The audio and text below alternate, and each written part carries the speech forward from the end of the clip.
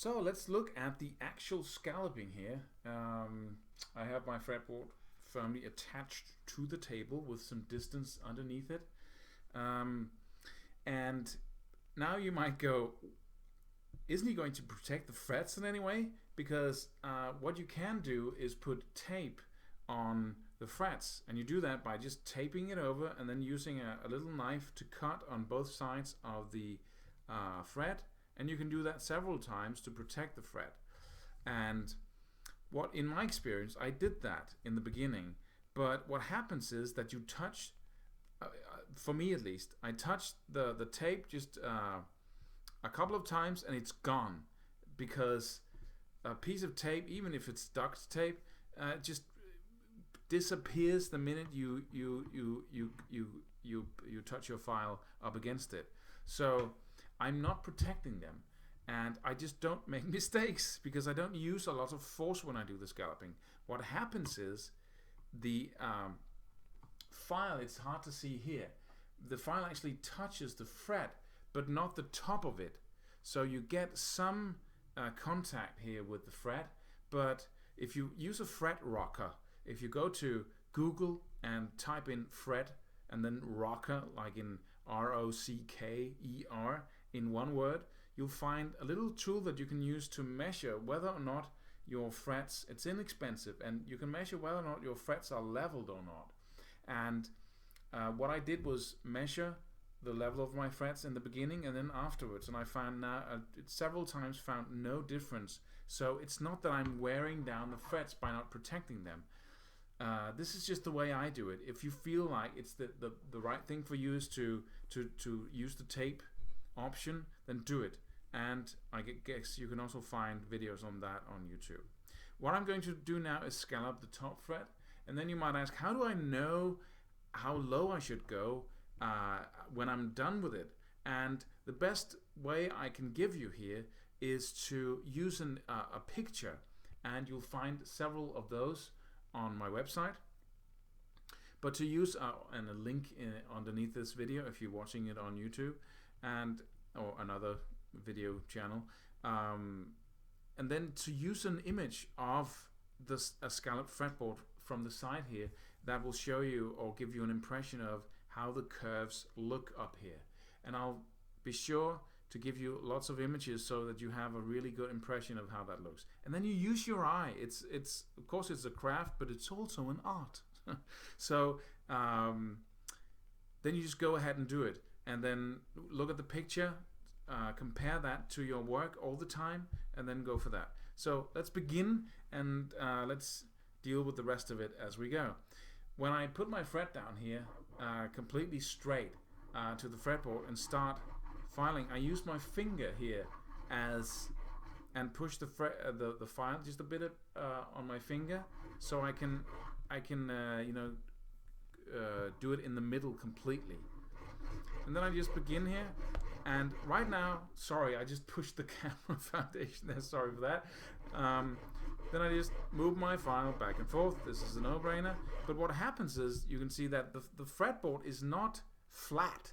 If it was flat, I would have a mark that would go from one side to another. But because it has a curve, the fretboard radius here, I only get that in the middle. And if I just keep my file like this all the time, then I won't get the scallop I want. I won't follow the curve of the fretboard, and that doesn't look very well. It's just not pretty to have a straight scallop going that way and then have the fretboard curve like this. And you can really see it if you do it that way. So what I do now is I angle my file just a bit.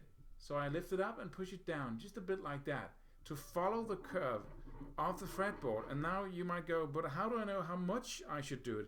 And that's what you figure out up here, where you have the chance to really see what you're doing.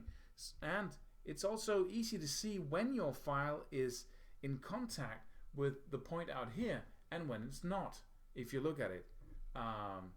The angle here with the camera is perhaps not the best, but I think you can get an impression of it.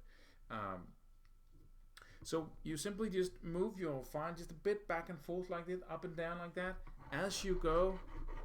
So from one side Look at my hand, you can see it goes slightly up and down.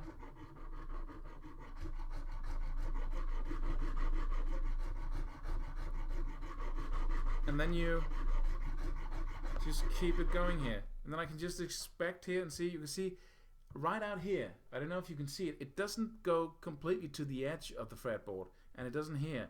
And that means that I'm actually leveling or moving it up and down perfectly, because I just got right to that place there.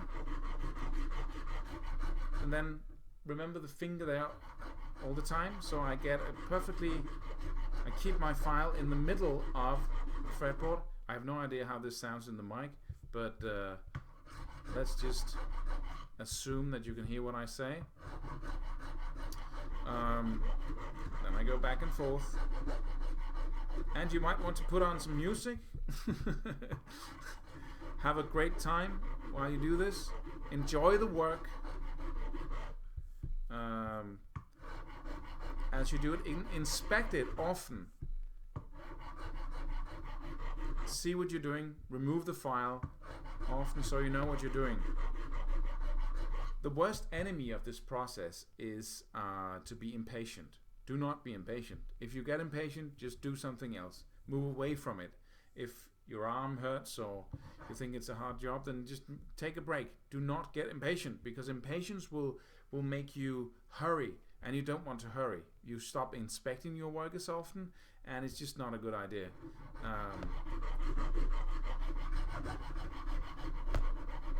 I just keep banging into the camera here, sorry for that.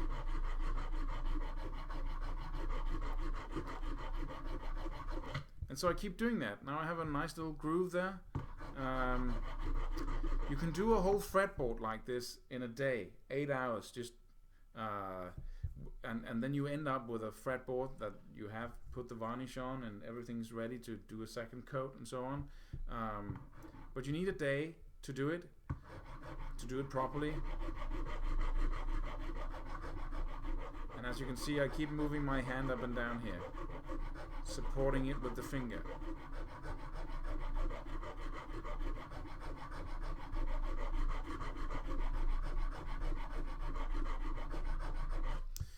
So that's really the strategy, and then you move to the other frets, and as you get up here, you of course have more distance in between the frets. What did I want to say about this? And then we're going to talk about sanding and other stuff like that. For now, we're going to stop this video. Then I'm going to move more down, do some more filing here, and then we'll move on to the next frets. So bye for now, and put on the next video.